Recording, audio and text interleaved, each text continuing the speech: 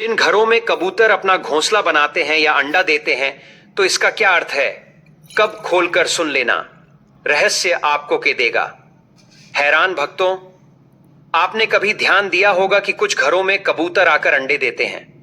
वो चुपचाप एक कोना ढूंढते हैं, वहां घोंसला बनाते हैं और फिर दो छोटे छोटे अंडे उसमें रख देते हैं। कई लोग इसे एक सामान्य बात मानते हैं, लेकिन क्या आपने कभी सोचा है कि इसका असर उस घर पर क्या होता है?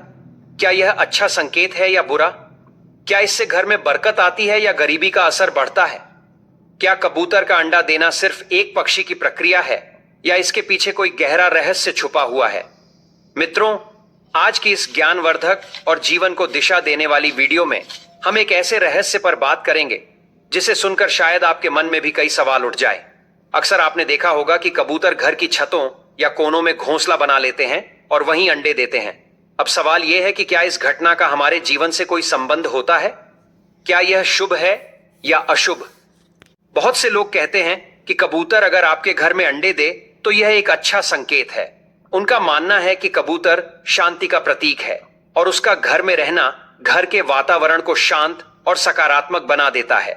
वहीं दूसरी ओर कुछ लोग डर जाते हैं और सोचने लगते हैं कि कहीं यह किसी आने वाली परेशानी का इशारा तो नहीं। जरा सोचिए, कबूतर जब अंडे देते हैं तो कुछ दिनों तक लगातार वहीं आते हैं, अंडों की देखभाल करते हैं। फिर एक दिन उन अंडों से बच्चे निकलते हैं और धीरे धीरे बड़े होकर उड़ जाते हैं। यह पूरी प्रक्रिया अपने आप में एक गहरी शिक्षा देती है। लेकिन इस दौरान घर वालों के जीवन में क्या होता है, यही सबसे बड़ा सवाल है। कुछ बुजुर्ग कहते हैं कि कबूतर का अंडा देना इस बात का संकेत है कि घर अब स्थिर हो गया है, उसमें शांति आ गई है। वहीं कुछ लोग कहते हैं कि इसका मतलब यह भी हो सकता है कि घर की ऊर्जा का संतुलन बिगड़ रहा है। यानी एक ही घटना को अलग अलग लोग अलग तरीके से देखते हैं। कई बार ऐसा भी होता है कि जहां कबूतर घोंसला बनाते हैं वहां धीरे धीरे गंदगी और बदबू फैलने लगती है, जिससे घर का वातावरण भारी हो जाता है। लेकिन कुछ जगहों पर देखा गया है कि कबूतर के अंडे देने के बाद घर में बरकत आने लगती है, धन संपत्ति बढ़ती है और पारिवारिक रिश्तों में मधुरता आती है। तो अब सबसे बड़ा प्रश्न यही है, क्या यह सब केवल मन का वहम है या फिर वास्तव में इसका वास्तु और ज्योतिष से कोई गहरा संबंध है? मित्रों, सच क्या है, यही जानना हमारे लिए सबसे जरूरी है। भक्तों, आगे बढ़ने से पहले अगर आप भी चाहते हैं कि माता लक्ष्मी का आशीर्वाद आपके ऊपर सदैव बना रहे, तो इस वीडियो को एक लाइक करके आपके अपने चैनल को सब्सक्राइब। क्या आपने कभी सोचा है कि आखिर कबूतर ही क्यों वह पक्षी है जो इंसानों के घरों में आकर अंडे देता है? वह चाहे तो जंगलों में रह सकता है, पेड़ों की डालियों पर घोंसला बना सकता है, लेकिन फिर भी वह हमारे घरों को ही चुनता है। क्या यह सिर्फ एक संयोग है या इसके पीछे कोई अदृश्य संकेत छिपा हुआ है? बहुत से लोग कहते हैं कि अगर कबूतर बार बार आपके घर आता है तो इसका अर्थ है कि उसे आपके घर की हवा, आपके घर का वातावरण अच्छा लग रहा है। यानी आपके घर की तरंगें, वहां की ऊर्जा सकारात्मक है।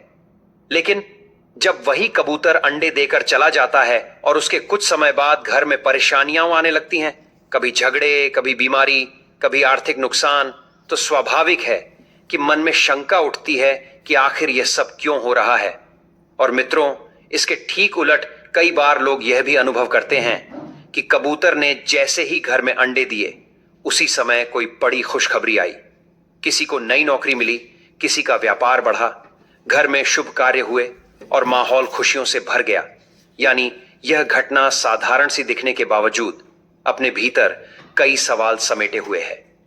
क्या कबूतर का अंडा देना केवल एक सामान्य प्राकृतिक प्रक्रिया है या इसके पीछे कोई गहरी आध्यात्मिक और ऊर्जात्मक सच्चाई छिपी है? मित्रों, यही वजह है कि मैं आप सभी से हाथ जोड़कर के साथ निवेदन करता हूं कि मेरी बात ध्यान से सुने, क्योंकि जो कथा मैं आज आपको सुनाने जा रहा हूं वह सिर्फ एक कहानी नहीं होगी, बल्कि आपके जीवन से जुड़ी एक गहरी सच्चाई होगी। और अगर आपने इसे ध्यान से सुना तो आप समझ पाएंगे कि आपके घर में कबूतर का अंडा आने का असली अर्थ क्या है। मित्रों, कुछ लोग होते हैं जो कथा को पूरा नहीं सुनते और फिर कहते हैं कि हमें इससे कोई लाभ नहीं हुआ। लेकिन अगर आप पूरी बात ध्यान से सुनेंगे तो आप समझ जाएंगे कि कबूतर का आपके घर में आकर अंडा देना एक संकेत है, या तो शुभ का या अशुभ का। अब कथा की शुरुआत हम अगले भाग में करेंगे, तो चलिए मित्रों, आपका ज्यादा समय नष्ट न करते हुए कथा को शुरू करते हैं। मित्रों, एक बार की बात है, हिमालय की ऊंचाइयों पर स्थित शांत और दिव्य कैलाश पर्वत पर भगवान शिव गहरी तपस्या में लीन थे। चारों ओर शांति थी। वातावरण पूरी तरह पवित्र और सौम्य था। कोई आवाज नहीं थी, सिर्फ पवन की मंद गति और ध्यान की ऊर्जा का स्पंदन वहां महसूस हो रहा था। उसी समय आकाश मार्ग से देवताओं के प्रिय चिर परिचित और उत्सुकता से भरे देवर्ष नारद मुनि अपने वीणा के साथ वहां प्रकट हुए। हर युग में हर लोक में भ्रमण करते हैं और जहां कहीं उन्हें कोई रहस्य, कोई बात या कोई जिज्ञासा मिलती है, वहां वे बिना देर किए पहुंच जाते हैं। और आज उनकी यह जिज्ञासा उन्हें सीधा कैलाश पर्वत तक ले आई थी। नारद जी भगवान शिव के चरणों में झुके और बड़े आदर से बोले, जय शिव शंभु नम शंभवाय भगवन। आप साक्षात ज्ञान और सत्य के स्वरूप हैं। आज मैं एक बहुत विशेष प्रश्न लेकर आपके पास आया हूं। भगवान शिव ने धीरे धीरे नेत्र खोले। उन्होंने नारद जी की ओर देखा और शांत स्वर में कहा, देवर्षि आपका स्वागत है। कहिए, आप कौन सी जिज्ञासा लेकर आए हैं? नारद जी बोले, भगवान, मैं जब पृथ्वी लोक में भ्रमण कर रहा था तब मैंने अनेक घरों में एक विशेष बात देखी। कुछ घरों में कबूतर आते हैं, घोंसला बनाते हैं और फिर अंडे देते हैं। वहां रहकर कुछ दिन तक अपने बच्चों की देखभाल करते हैं। लेकिन कुछ लोगों का कहना है कि जहां कबूतर अंडे देते हैं वहां दरिद्रता आ जाती है। कुछ कहते हैं कि वहां अशुभ ऊर्जा का वास हो जाता है और कुछ कहते हैं कि वह घर पवित्र और शांत हो जाता है।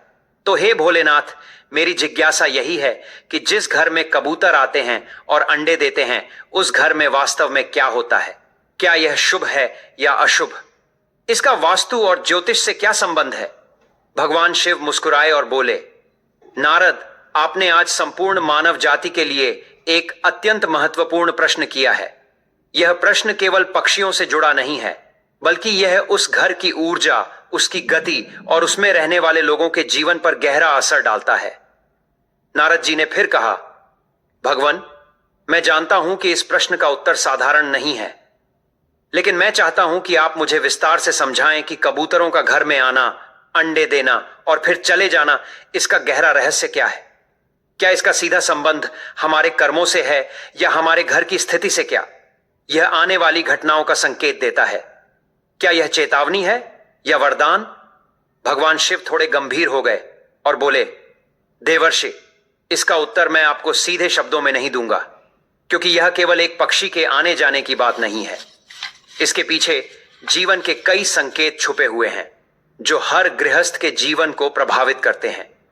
मैं आपको एक कथा के माध्यम से इस प्रश्न का उत्तर दूंगा, क्योंकि बिना कथा के इसका भाव और गहराई समझना कठिन होगा। लेकिन उससे पहले मैं आपको कुछ बातें समझाना चाहता हूं।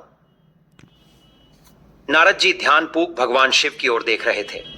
भगवान शिव आगे बोले, देवर्षि, जब कोई पक्षी विशेष रूप से कबूतर किसी घर में आता है और अंडे देता है तो वह उस स्थान की ऊर्जा को महसूस करके ही वहां ठहरता है। यह कोई संयोग नहीं होता। घर की दिशा, उसमें बहने वाली हवा, वहां की नमी, ध्वनि और कंपन, यह सब किसी जीव को आकर्षित करते हैं। और जब वह जीव वहां अंडे देता है तो वह उस ऊर्जा के साथ जुड़ जाता है।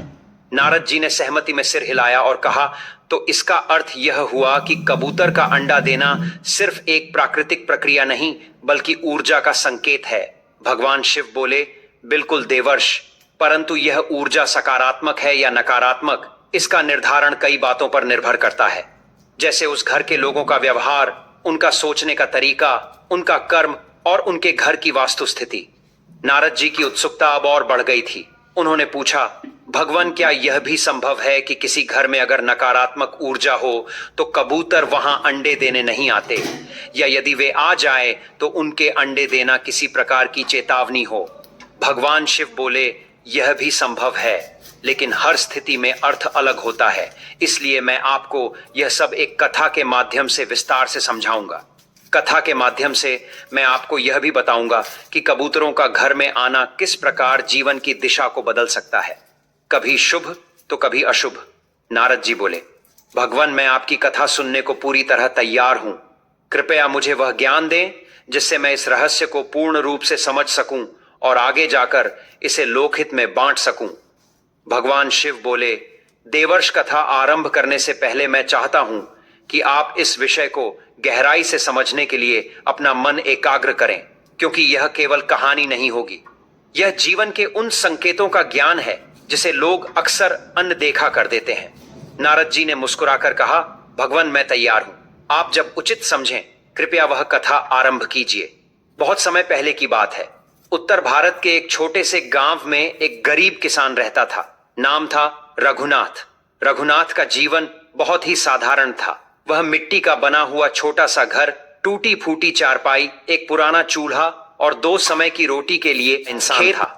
उसके पास न ज्यादा जमीन थी, न जानवर, न कोई बड़ी कमाई, बस एक छोटी सी झोपड़ी और अपने भाग्य पर भरोसा।